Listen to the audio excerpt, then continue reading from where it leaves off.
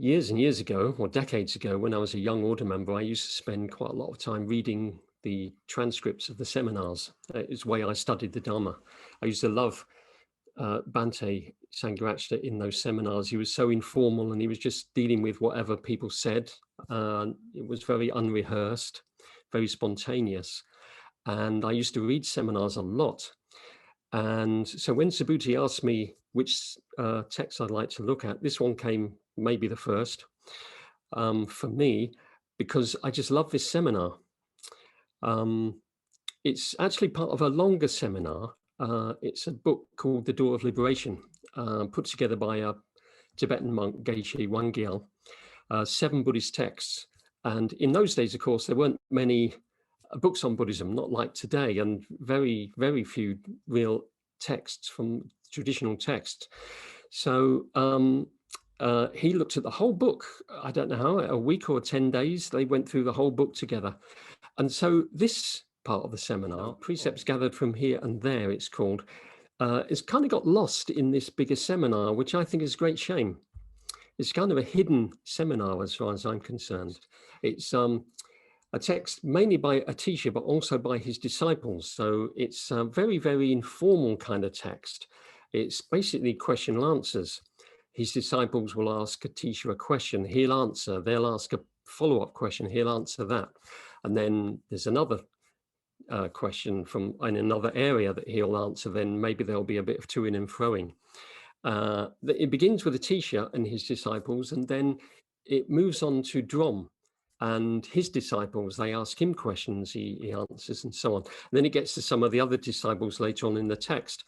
And so Drom, or Drom Tunpa, is a teacher's main disciple. And it's really wonderful text to read because it's so informal and it's so friendly. It's hard hitting, but it's also very friendly. And also you get this feeling, sometimes as I read the text, it feels like I'm eavesdropping, I'm overhearing a spiritual community talk to each other about the spiritual life. It's so informal. And so when we get to the seminar, Sangharakshita's seminar on it, it's almost like the seminar is based on a seminar, a teacher and his disciples having a seminar, and then Bhante and his disciples having a seminar based on that seminar. So it's a beautiful text. It's Mahayana Vajrayana, but mainly I think Mahayana actually, because a lot of it is about the 6 paramitas. One of the main themes is metta, karuna, bodhicitta, how they're really, really strongly connected together. First you develop metta, then you develop karuna, and then you reflect on reality, and the bodhicitta arises out of that. Another big theme is shunyata, and shunyata comes up quite a lot because, of course it does, it's a Mahayana text. And another big issue here in the text is renunciation, the importance of renunciation. Again and again, Atisha, Drom, and some of the other disciples, they really hammer that home, that you're not going to get anywhere without renunciation. So all those things together. And then, of course, in the seminar, Bhante, it's an early seminar. I don't know exactly when the seminar was done because there's no date on the seminar, but it would have been early 70s. And you get some of the people we know now as some of the great disciples of Sangharakshita. Subhuti is there, Devamitra, Dhammadina, Uttara is there, Ananda. It's very, very early. And you can tell as you're reading the seminar that they don't know very much about the Dharma. They're very new. And some of their questions are really naive.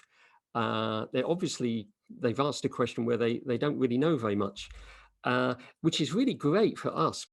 And what Bhante does is he brings this text, which is, although it's very friendly and easy to read, it's also really a very high level. He brings that high level teaching down to the people he's with in a really, really skillful way. It's really great read, actually. He's doing exactly what the text is doing. So the text is called the Kadamthorbu, which means, well, it's been translated as precepts gathered from here and there. So Kadam means precept. And it's, of course, Drom, Atisha's main disciple, then began a whole Buddhist school called the Kadampas, which means the preceptors. But in this text, precept does not mean precept in the way that we understand it. The text starts with a description, an explanation of exactly what a precept means, because his disciples, the first question his disciples asked Atisha is, what's most important? Is it the texts, the commentaries, the sutras, and so on? Or is it what you tell us, the teacher, the teachings of the teacher?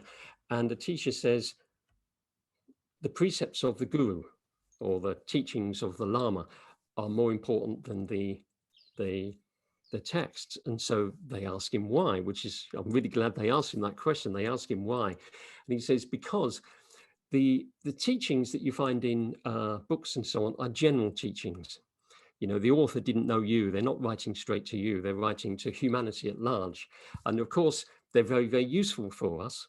But they, you need particular teachings because everyone's different. You've got different conditioning. You're a different kind of personality and so on. You've got different weaknesses and different strengths.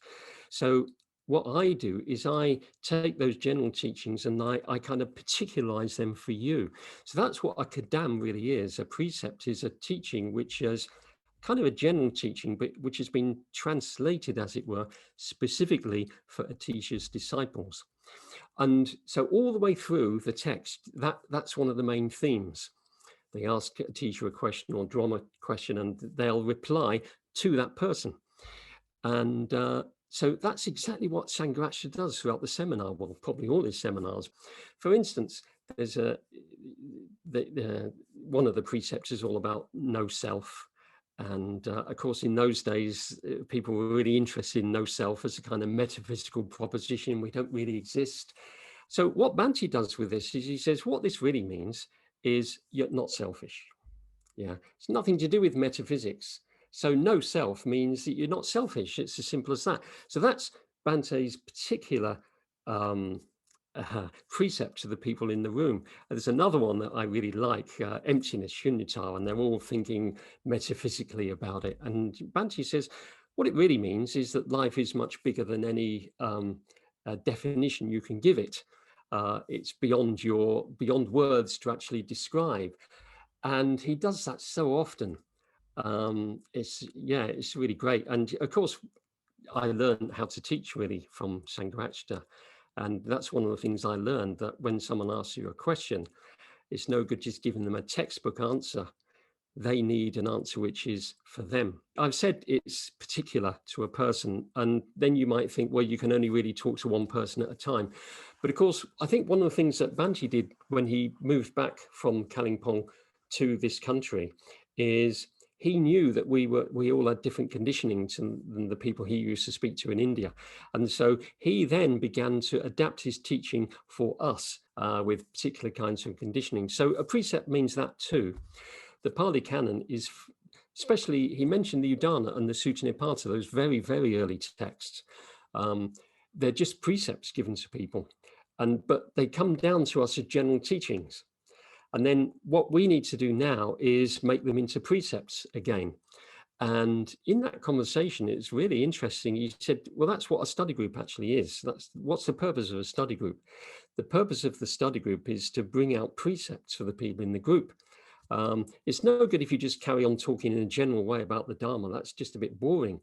But what people really need is the generalized Dharma particularized for them in their situation.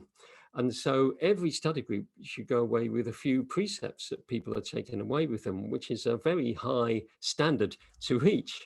And in the seminar that I'm running with, we haven't said this, have we? I'm not doing the seminar alone. I'm doing it with Pragniketu and with Sadaloka. And we were talking about this the other day.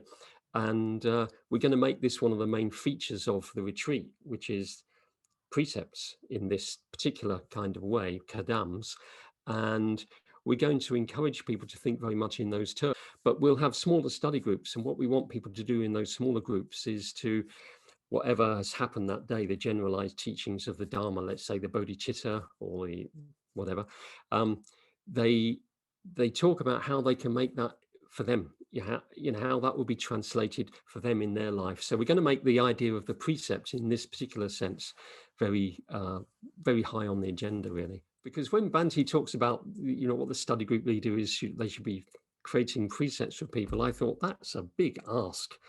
But actually, if it comes out of the quality of the communication and it arises out of the communication rather than someone having to give the precepts, that would work really well, I think. In those days, as I said earlier, the number of books on Buddhism were very, very small. And whenever a book did come out, we all read it. It's like an event when a book came out.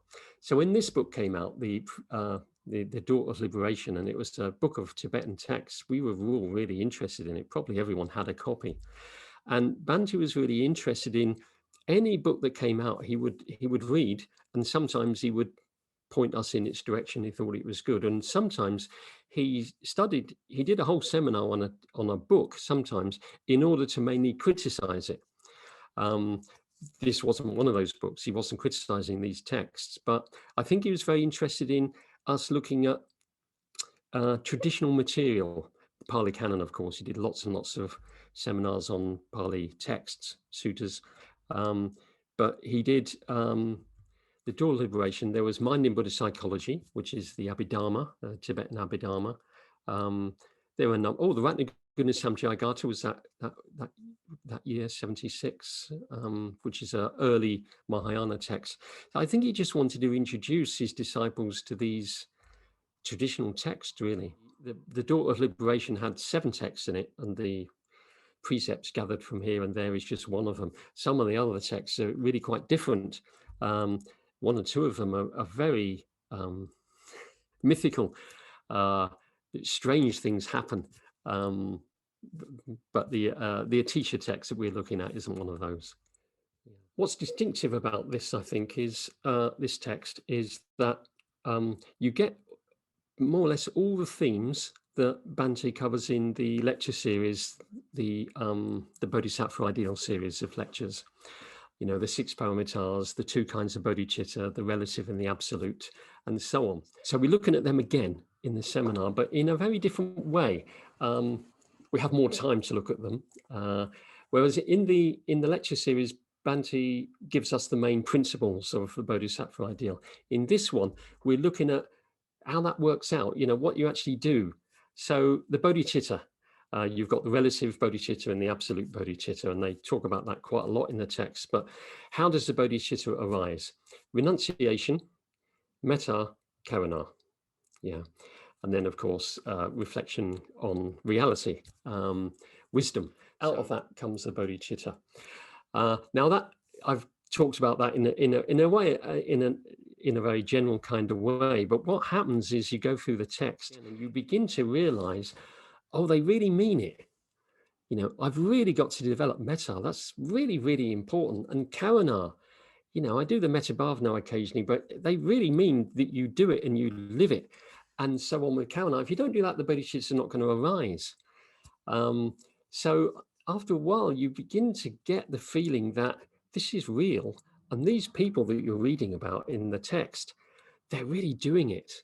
And so their questions are coming out of the fact that they're really doing it, and questions arise. So you go a bit more deeply into all that material from the Bodhisattva Ideal series of lectures, and you go into more detail, but it also becomes much more personal, becomes more real, and much more individual to you. There's a bit of a text that I'd like to read you, which really goes into this. Would be read the translation from the Book of Kadam rather than the original one.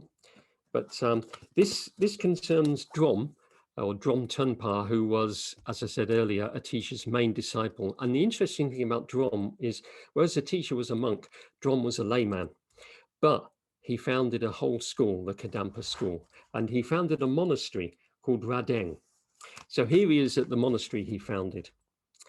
Again, once at Radeng, an elder was circumambulating the outer perimeter. Drom Tompa asked him, "Oh, elder, Performing circumambulation may be satisfying, but wouldn't it be better if you practiced the Dharma? The elder felt that, compared to performing circumambulations, perhaps it would be more effective if he were to read the Mahayana Sutras. So he sat down to read the sutras on the temple's veranda. Drom Tompa told him reading the sutras might also be satisfying, but wouldn't it be better if you practiced the Dhamma? Thus, the elder took this as a signal indicating that, comparing to reading the sutras, engaging in meditative absorptions is more profitable. So he abandoned reading the sutras and sat down with his eyes closed. Again, Drom Tunpa said, meditating might also be satisfying, but wouldn't it be better to practice the Dharma instead? After failing to find any method, the elder asked, "Oh, spiritual mentor, if this is so, what kind of Dharma practice should I undertake?" I'm in two minds about whether to give you the answer here, but right now I'm not going to give you the answer. But it's a really great example of Drom knows that man. Yeah, he's his disciple. So he knows what he needs to do. So he sees this man circumambulating. No. He sees this man reading Mahayana Sutras. No. Then he sees him meditating. No. There's something else you should be doing. And the elder is now really confused. And he says, what should I be doing then? And then Dromtom gives him the answer. And it's just a great example of a teacher giving their disciple exactly what they need. Yeah, the elder couldn't have found this in a book. Couldn't have found it. It had to be personal. It had to be because they knew each other in the context, I suppose, of spiritual friendship. One of the things I've been very interested in the last few years is how different people are. People are so different from each other, and a practice that works for someone, I've seen it time and again, doesn't work for someone else. The danger then is for that person for whom the practice doesn't seem to work, they can get demoralized and think they're not really cut out for practicing the Dharma. That's a big mistake. It's a big mistake that I made. And no, what you need to do is figure out what works for you. Now, I figured this out a long time ago that to be quite honest, I'm not very good at a samatha meditation. I won't tell you all the things I'm not very good at, but I do know that there are certain things I'm quite good at. I'm good at reflecting. I'm good at teaching. I'm good at leading study groups. That might be all, actually, but that's good, and that's what I've been really doing. I try the other things as well, but I find they don't always work very well for me. I don't get much out of them. But I made a big mistake in the past of thinking I wasn't really a very good Dharma practitioner, and I realized that was a big mistake. And so I think what we need to do for each other in the order is help each other to find the practices which really work for us and really do them.